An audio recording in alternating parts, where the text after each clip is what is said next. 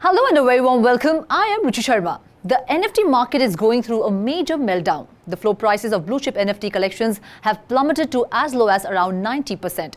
Big NFT marketplaces like Blur and OpenSea have denied royalties, and SEC has toughened its stance towards crypto exchanges.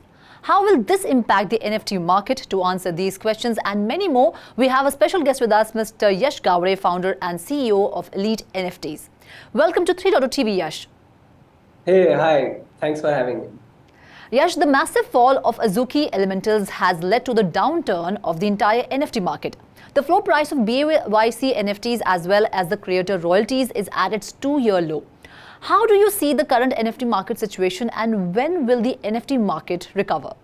So, as you said, like the elementals have saw a massive hatred, or let's say a backlash from the community for that sake, because it was not necessary to dilute their whole collection and launch a new thing. But yeah, things happen, and as you said, again, BAYC is at its all-time low, and the sentiment around NFTs at this point is not that great, like as it was back in 2021, 2022 first half. But it will bounce back with great, advances happening in it through ERCs, like various different ERCs are being approved and all, and there will be things that will happen. Probably, again, NFTs are very closely correlated to the crypto market, right? As hopefully with the halving like approaching in next year, the NFTs market will also see some boom coming in. So NFT market will bounce back with the halving close. Yeah, like that's what I feel, because like it has been historically seeing like last 12 years or 10 years that every single Bitcoin halving, the Bitcoin market just pumps. So if Bitcoin pumps, all of the cryptocurrencies pumps, and if cryptocurrencies are pumping, NFTs will as well. So prominent platforms like Blur and OpenSea have removed royalties from their platform. What is your take on this? Being an NFT artist yourself, what do you think should be the rules regarding royalties, and what should be the minimum percentage? Right. So like I feel like 2.5 to 5% is like valid to charge people, but when Blur came out, OpenSea had to drop their royalties. By that, they haven't dropped, the collector, like the collector and artist royalty.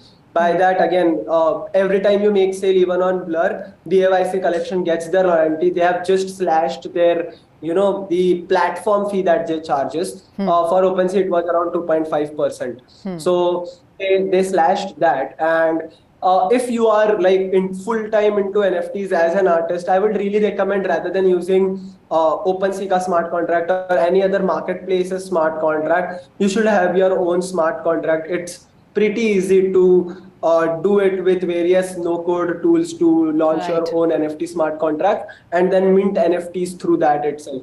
So that's better. Again, for an individual artist, getting discovery on these big marketplaces like OpenSea is a huge task. So if you are a newcomer to the NFT space, I would recommend, rather than going on to the OpenSea and big platforms like that, go to smaller ones which will lead to your discovery by some collector. It can be foundation, it can be super rare or anything else, but yeah, that's better for an individual artist like us. Okay, is Tezos a good platform for NFT artists? I haven't yet explored that, if it is good or not, but as long as it's concerned, you can basically look at their volumes and how the community is. Two things you need to do to like check if the marketplace is great or not. Number one is how many sales they are making within 24-hour or 7-day time period, and compare it with others like the names I took, like Foundation and Super Rare. If it is comparable, then it's fine. The second part is just go to their Discord server and check the activity if they are active. If they are, if these two things just ticks off, then yeah, why not? It will be a great platform. Great. So Yash, lately a lot of frauds, thefts and scams are happening in the NFT industry through Twitter and Discord channels. You just mentioned Discord channels. How can it be controlled to make NFT ecosystem safe, secure and trustworthy? So see, जहाँ tech है, जहाँ पे थोड़ा भी complications है, वहाँ scams आने वाला है. No matter what, right? We can't really stop these scams. Most of what we can do is educate ourselves कि हमें scam ना मतलब हम scam ना होए. That being said, yeah, there are rug pulls happening. Rug pulls are basically NFT collections जो बेचने के बाद कुछ deliver नहीं करते. Right. या फिर there are wallet scams happening. So we need to understand that this whole space is decentralized. There is no support, like contact support का button नहीं है यहाँ पे. Right, right. So you never trust these kind of messages, phishing links. This like yesterday we got to know somebody was scamming people from our name. They have created some fake Twitter ID and they even have that yellow check mark, which we don't even have at this point. But yeah, they were scamming people with phishing links. So when you are being scammed, you get that intuition at the start because it's too good to be true. Right. So just don't be greedy on that part and educate yourself because we really can't stop these scams because the space is decentralized. Yeah, governments can take action, but पहले तो वो track करना ही इतना मुश्किल है कि कैसे करेंगे पता नहीं. So rather than just doing like majority of things like trusting government on taking action, just educate yourself. थोड़ा time लगेगा पर फिर आप scam नहीं होंगे because when I started I know I was scammed at around 13 14 15,000 INR but not like उसके बाद I was like नहीं कभी नहीं, nobody is going to scam me in such way, but still उसके बाद भी 2-3 times yeah I have been scammed with NFT spaces as well. So if somebody like me who has been into the space for like 2-3 years at this point can get scammed for newbies, तो वो तो बहुत ही normal सी चीज है. But this should not scare them off because what happens is I will tell you the people or the artist, why do they scare to get into NFT space? पहले तो है कि बहुत ज़्यादा friction है कि बहुत ज़्यादा मेहनत करनी पड़ती है to maintain artwork.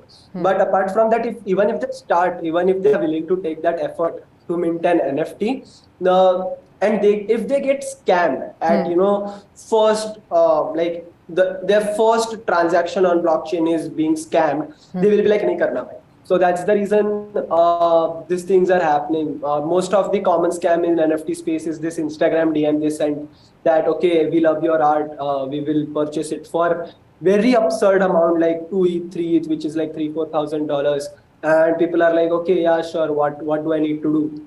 They will tell you to just go on some random marketplace, which is a scamster marketplace, which they created just for these scams, and they will ask you to connect your wallet there, and once you connect your wallet there, all your funds will be just vanished. So yeah, take care about these scams, guys. Something similar just happened when actually somebody, a scamster, created a OpenSea marketplace and scammed people. So, yeah, so see, scammers are very innovative. Like they can scam in various ways. Not only this, like I have seen scams happen. Like they just this is very dumb to get scammed at, but OpenSea here, right?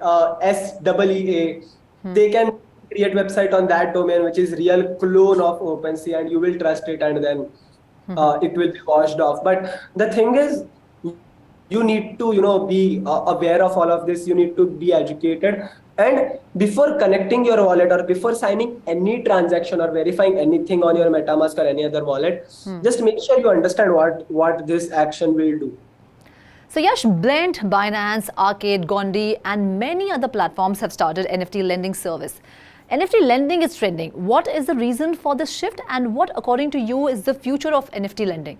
So again, this is like starting a derivative market in the NFT space, right? Because NFTs per se was just a spot market at till recently, right? You can just trade NFT in exchange of USDT or something, but you need to have that NFT. There was no leverage being given into the NFT trading space. When Blur came in, they also launched Blend, which was like Blur lending, which was great, right? But what this did was this increased the volume artificially to trade NFTs, because while you are lending or borrowing anything, you just have to pay around 10 to 20% of that amount to trade that, and then you can just. So why this is there? The reason behind it is that the volume of NFTs was so low that it wasn't really great for people to survive, this platform to survive. So they wanted to increase volume. And they knew that degens are there, degens will trade.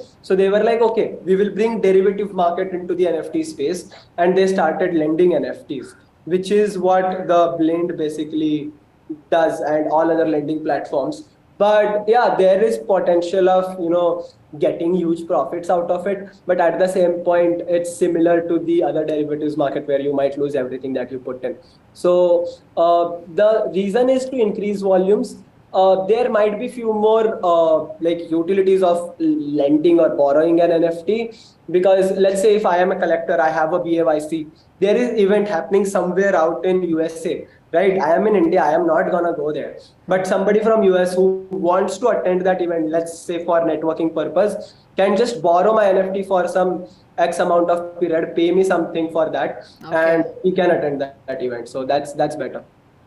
So Yash, since most of these NFT lending platforms, they prefer only blue chip NFTs like BAYC, and when such scenario happens where we are witnessing that BAYC NFT floor price has gone down by 90%, how does this affect the NFT lending?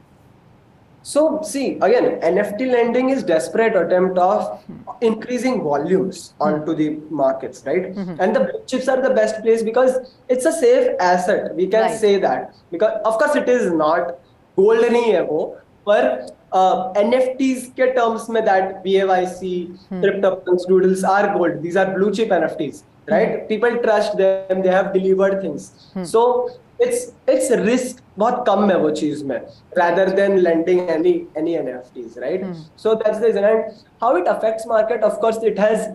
When Blend was launched, I guess the volumes increased a lot. Various different than lending platform came in, but yeah, it has increased volumes. But at the same point, volumes increase हुआ है, but floor price increase नहीं हुआ है. So this is what we need to do, because see, what will happen is if the trade is even profitable by $10, degens will make it happen. Even if it is for, I have seen it for happening for $5-7 as well. So degens are like, okay, यहाँ से लूँगा, यहाँ पे बेचूँगा, तो मेरे को मिल रहा है, तो I will make that happen. So that's what they do, and it is affecting markets in a sense where collectors कम हो रहे हैं and degens ज़्यादा हो रहे हैं. So again, the basic big NFT platforms have to look into that, because individual artists need collectors and not degens. So having collectors is also important on the platform. Thank you so much, Yash, for having this conversation with us and for giving us your valuable time. Thank you so much. Thanks a lot. That's all in this special segment. This is me, Ruchi Sharma, signing off. Do like, share and subscribe to 3.0 and for more updates, log on to our website www.3hourstv.io or scan the QR code.